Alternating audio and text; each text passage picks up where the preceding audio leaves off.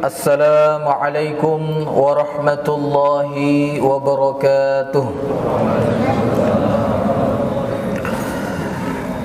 Alhamdulillahi rabbil alamin, wa bihi nasta'in ala umurid dunya waddin. Wassalatu wassalamu ala asyrafil anbiya'i wal mursalin wa ala alihi wa ashabihi wa man da'a bida'watihi wa man ittaba'a sunnatahu ila yaumiddin, amma ba'du. Jamaah salat isya yang insyaallah selalu dirahmati dan diberkahi hidupnya oleh Allah Subhanahu wa taala. Kita bersyukur kepada Allah di salah satu malam di bulan Ramadan ini masih diberikan kesempatan oleh Allah untuk menambah hasanat kita, untuk menambah bekal, untuk menambah kekayaan kita, sehingga nanti di hari akhirat kita menjadi orang yang berbekal, sehingga nanti di kehidupan kita yang kedua kita semua menjadi orang kaya insyaallah. Karena jamaah yang dirahmati Allah, kehidupan kita di dunia kalau diumpamakan oleh Rasulullah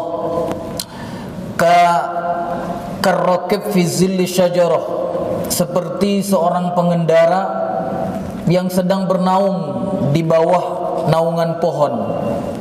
Roha summa tarakaha, dia istirahat sejenak di situ dan kemudian dia akan meninggalkan naungan pohon itu. Jadi kata Rasulullah, dunia itu ibarat ia berhenti sejenak di bawah pohon, Pak. Maka tentunya beruntung orang yang tidak terlena di bawah pohon itu.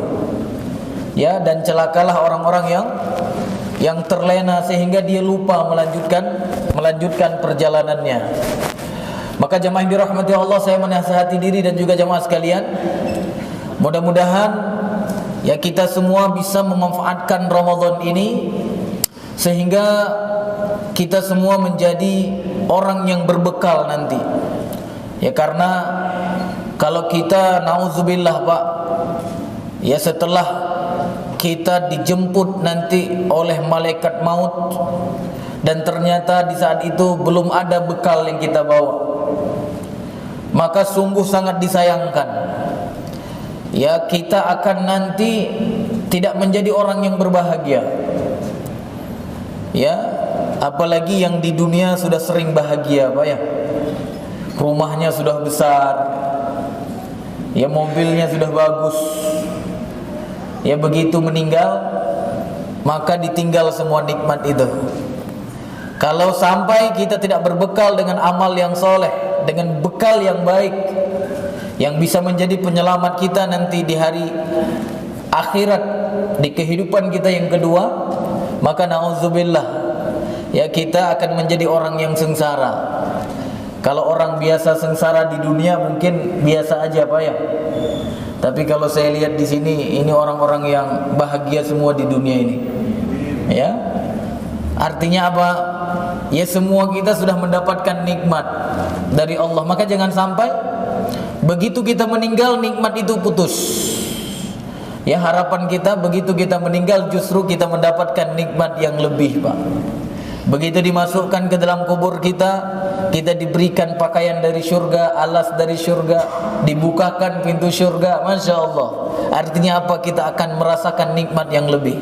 Tapi kalau misalnya na'udzubillah, kita semua tidak berbekal, begitu masuk kubur ada yang dipakaikan pakaian dari neraka, dipakaikan alas dari neraka, dan dibukakan pintu neraka, maka mulai saat itu dia merasakan azab. Nauzubillah. Mudah-mudahan kita semua yang hadir di sini tidak diazab oleh Allah sejak kita di dalam kubur nanti. Jamaah yang dirahmati Allah, syahrul Ramadan, bulan Ramadan sering disebut dengan syahrul Quran, bulan Quran. Kenapa? Karena di antara alasannya di bulan Ramadan itu diturunkan Al-Quran oleh Allah. Jadi di dalam surat Al-Baqarah ayat 185 Allah berfirman, Syahrul Ramadan alladzi unzila fihi al-Quran hudan linnas. Allah katakan bulan Ramadan bulan diturunkan di dalamnya Al-Qur'an. Yang kalau kita lihat di sini di ayat 185 di dalam surat Al-Baqarah ini, Allah katakan Al-Qur'an itu sebagai petunjuk untuk manusia. Bukan saja untuk orang yang muslim atau orang yang beriman saja, tidak. Tetapi disebutkan oleh Allah untuk manusia. Hudal linnas wa bayyinatin minal huda wal furqan. Dia sebagai penjelas, ya, dan juga dia sebagai pembeda antara yang hak dan yang batil. Maka kalau kita lihat ya di dalam surat yang lain, misalnya Allah katakan di dalam surat Qadar itu, inna anzalnahu fi lailatul qadr. Diturunkan Al-Qur'an itu pada malam Qadar. Maka malam Qadar itu kalau kita lihat ya pendapat-pendapat para ulama itu disebutkan ya 10 malam terakhir di bulan Ramadan. Ya, khususnya malam-malam ganjil. Kita melihat hadis Rasulullah yang begitu banyak. Ya, ada yang mengatakan malam 25. Ada yang mengatakan di hadis Rasul itu malam 27. Ada yang mengatakan 29. Ada yang mengatakan 21 dan bahkan 23. Intinya malam Qadar itu di dalam hadis disebutkan umumnya itu terjadi pada malam ganjil di 10 malam terakhir. Maka ketika Allah katakan inna anzalnahu fi lailatul qadr, sesungguhnya kami telah turunkan Al-Qur'an pada malam Qadar itu, berarti ya malam-malam ganjil di 10 terakhir itu. Cuma nanti dibahas oleh para ulama, Pak, cara penurunan Al-Qur'an dari Allah Subhanahu wa taala ya kepada Nabi kita Muhammad sallallahu alaihi wasallam dan kemudian sampai kepada kita pada hari ini ada tahapan-tahapan. Yang pertama diturunkan oleh Allah Subhanahu wa taala itu ke Lauhul Mahfuz namanya, lembaran yang terjaga. Maka kemudian baru nanti diturunkan ya dari Lauhul Mahfuz ke Sama'id Dunya. Ya, dari Lauhul Mahfuz ke langit dunia atau dikenal dengan Baitul Izzah. Jadi langit yang paling dekat dengan kita. Karena langit itu kan ada 7 lapis. Nah, langit yang terdekat dengan kita dinamakan dengan langit dunia, Sama'id Dunya. Nah, proses pertama turun Al-Quran itu dari Lauhul Mahfuz ke Sama'id Dunya itu terjadi dalam satu paket, Pak. Satu paket Al-Quran diturunkan oleh Allah. Ya, semuanya itu pada malam Qadar itu.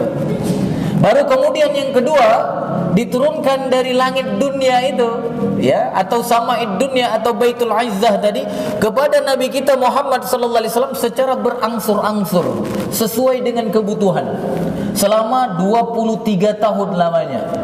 13 tahun di Mekah dan 10 tahun di Madinah. Nah, yang turun 23 tahun secara berangsur-angsur itu bukan hanya di bulan Ramadan saja. Ada yang turun di bulan Ramadan, ada yang turun di bulan Syawal, ada yang turun di bulan-bulan yang lain. Yang mana di sisi Allah ada 12 bulan itu, ya. Tetapi yang turun pada malam Lailatul Qadr itu adalah satu paket, yaitu dari Lauhul Mahfuz ke Sama'id Dunya. Maka jemaah yang dirahmati Allah, dipilihnya bulan Ramadan menunjukkan apa? Menunjukkan Ramadan itu istimewa di sisi Allah Subhanahu wa taala. Nah, jemaah yang dirahmati Allah, kalau kita lihat di dalam surat yang lain, Al-Qur'an itu bukan hanya sebagai petunjuk, Pak. Misalnya di dalam surat An-Nahl ayat 102 kita temukan Allah Subhanahu wa taala di situ berfirman, "Qul nazzalahu ruhul qudus min rabbika bil haqq liyuthabbital ladzina amanu wa hudaw wa busyra lil muslimin." Jadi Allah katakan kepada Nabi Muhammad di dalam surat An-Nahl ayat 102 itu, katakan wahai Muhammad kepada umatmu, sesungguhnya Ruhul Qudus. Ruhul Qudus itu malaikat Jibril. Sesungguhnya malaikat Jibril telah menurunkan Al-Qur'an kepadamu dari Tuhanmu dengan benar. Jadi bahwa malaikat Jibril telah menurunkan Al-Quran kepada Nabi Muhammad dari Tuhannya Nabi Muhammad, artinya Tuhannya kita semua, dengan benar. Ini diperintahkan oleh Allah untuk dikatakan oleh Nabi Muhammad kepada umatnya, kepada kita semua. Nah, kemudian disebutkan di situ oleh Allah, Al-Quran itu fungsi yang pertama di situ disebutkan liyuthabbital ladzina amanu. Kalau di dalam surat Al-Baqarah ayat 185 tadi kan langsung disebutkan hudan linnas, petunjuk untuk manusia. Tapi di dalam surat An-Nahl ayat 102 Allah tidak sebutkan yang pertama hudan linnas, tidak. Allah sebutkan di situ liyuthabbital ladzina amanu.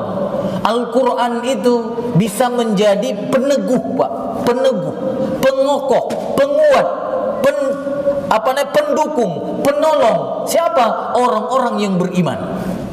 Makanya disebutkan oleh Rasulullah sallallahu alaihi wasallam di dalam hadisnya, wal Quran hujjatun laka aw alaika. Quran itu akan menjadi penolongmu, atau sebaliknya dia akan menjadi musuh untukmu. Jadi hujjatun laka aw alaika. Maka kita jamaah yang dirahmati Allah, umat Nabi Muhammad yang telah diturunkan Al-Quran kepada Nabi kita Muhammad dan juga kemudian disampaikan kepada kita, jangan sampai nanti Quran itu menjadi musuh kita, Pak. Jangan sampai. Ya tentunya agar Quran tidak menjadi musuh kita, ya, bahwa Quran itu akan menjadi penolong kita, tentunya sikap kita terhadap Al-Quran harus benar. Jangan sampai sikap kita salah terhadap Al-Quran. Ya, sikap kita terhadap Al-Quran yang pertama, kita tidak boleh ragu, kita harus imani dengan benar. Makanya di dalam rukun iman itu kan, ya, yang ketiga itu kan disebutkan beriman kepada kitab. Arti iman diantaranya adalah tidak boleh ada keraguan. Makanya di dalam ayat yang kedua di dalam surat Al-Baqarah disebutkan apa? Dzalikal kitabu la raiba fihi hudal lil muttaqin. Jadi Al-Quran itu adalah kitab yang tidak ada keraguan di dalamnya. Maka sikap yang paling benar terhadap Al-Quran yang pertama itu adalah tidak boleh ada keraguan sedikit pun. Yang kedua apa? Tentunya kita baca. Setelahnya kita tadabur. Karena orang yang tidak mentadaburi Al-Quran, ancamannya apa, Pak? Akan dibekukan hatinya. Ya, akan dibekukan hatinya. Ya, jadi jangan berpikir yang dibekukan cuma aset saja, Pak, oleh negara. Karena ada koruptor kan, ketika tertangkap dibekukan asetnya. Hati kita pun bisa dibekukan oleh Allah ketika kita tidak bersikap dengan benar terhadap Al-Quran, yaitu dengan mentadaburinya. Dan kalau ketika kita mentadaburi ternyata kita tidak paham, Pak, karena tadabur ini bisa dilakukan oleh semua orang. Ya, ketika kita tadabur ternyata tidak paham, maka kita harus membaca tafsirnya para ulama. Ya, ini beda tadabur dengan tafsir. Kalau tafsir ini hanya orang-orang yang memiliki keahlian. Tidak boleh sembarangan orang menafsirkan Al-Quran. Tetapi tadabur itu bisa semuanya. Bisa semuanya. Nah, ketika kita tadabur tidak paham, maka kita kembali kepada tafsir para ulama, tentunya yang recommended, ya. Jangan sampai kita baca tafsir orang yang menafsirkan dengan salah. Kan ada kan, Pak, ya? Orang tafsir Al-Quran sudah jago dia, bahkan ketika menafsirkan ayat yang terkait dengan hijab misalnya, dia katakan hijab itu tidak apa, Pak? Tidak wajib misalnya, tidak wajib berkerudung bagi wanita. Nah, ini dikatakan oleh seorang ahli tafsir. Nah, berarti tafsirnya ini tidak recommended tentunya, ya. Karena apa? Akan membuat kita tambah jauh dari Al-Quran. Dan yang kemudian apa? Setelah kita tadabur, kita amalkan, Pak. Maka insya Allah Al-Quran itu akan menjadi penolong kita. Sebaliknya, kalau sikap kita tidak benar terhadap Al-Quran, maka nanti dia akan menjadi musuh kita, menuntut kita. Ya, di dunia tidak menjadi peneguh kita. Ya, makanya sering kan kita dulu ketika baca Al-Quran, Pak, di kampung, di saat belajar itu, habis baca Quran biasanya ada doa itu kan, doa khatmul Quran, Pak, ya. Ya, ada yang hafal, Pak? Semua pasti kita hafal kan? Apa itu doanya? Allahumma arhamna bil Quran. Kan gitu Pak ya? Kita minta kepada Allah, ya Allah, rahmati kami dengan Al-Quran. Habis itu kita minta lagi apa? Waj'alhu lana imaman wa nuran wa hudan wa rahmah. Habis itu apa Pak? Allahumma zakkirna minhu ma nasina wa 'allimna minhu ma jahilna warzuqna tilawatahu ana al-laili wa atrafan nahar waj'alhu lana hujjatan ya rabbal alamin. Coba lihat yang terakhir, apa yang kita sebutkan tadi? Waj'alhu lana hujjatan. Hujjatan artinya apa? Jadikan Al-Quran itu sebagai penolong kami, sebagai peneguh kami ketika di dunia, dan nanti penolong kami di hari akhirat. Kalau kita tidak ditolong, maka bisa jadi nanti Al-Quran itu menjadi musuh untuk kita. Maka jemaah yang dirahmati Allah, pastikan di bulan Ramadan ini kita jadikan Al-Quran itu benar-benar dekat dengan kita. Kita baca Al-Quran itu, kita tadaburi Al-Quran itu, dan kemudian senantiasa kita usahakan untuk mengamalkan semampu kita. Dan jangan sampai terpengaruh dengan orang-orang yang mengatakan ada sebagian ayat dalam Al-Quran yang tidak relevan. Jangan sampai terpengaruh Pak. Karena ketika terpengaruh dengan orang yang mengatakan ayat ini sudah tidak cocok, hati-hati, nanti di hari akhirat akan dimasukkan ke dalam azab yang paling pedih. Karena Allah katakan di dalam surat Al-Baqarah ayat 85 itu apa? Afatu'minuna bi ba'dil kitab. Apakah kalian itu mengimani sebagian kitab, wa takfuruna bi ba'd, dan kalian kemudian ingkari sebagian yang lainnya? Maka kata Allah, fama jazaa'u man yaf'alu dzalika minkum illa khizyun fil hayatid dunya wa yaumal qiyamati yuradduna ila asyaddil adzab. Jadi orang yang mengimani sebagian, mengingkari sebagian yang lainnya, kata Allah, dia akan mendapatkan kehinaan di dunia, dan nanti di hari akhirat dia akan dikembalikan kepada azab yang paling pedih. Maka melalui momen khutbah singkat pada hari ini, khatib mengajak diri pribadi dan juga jemaah sekalian, imanilah Al-Quran dengan sepenuhnya, dengan kafah, dan kemudian sikapilah Al-Quran dengan benar. InsyaAllah dia akan menjadi penolong kita dan bukan menjadi musuh kita nanti di hari akhirat kelak. Ini yang dapat saya sampaikan. Mudah-mudahan Allah Subhanahu wa taala merahmati kita semua dengan Al-Quran dan menjadikan kita ditolong oleh Al-Quran baik di dunia maupun di hari akhirat kelak. Wabillahi taufiq wal hidayah. Wassalamualaikum warahmatullahi wabarakatuh.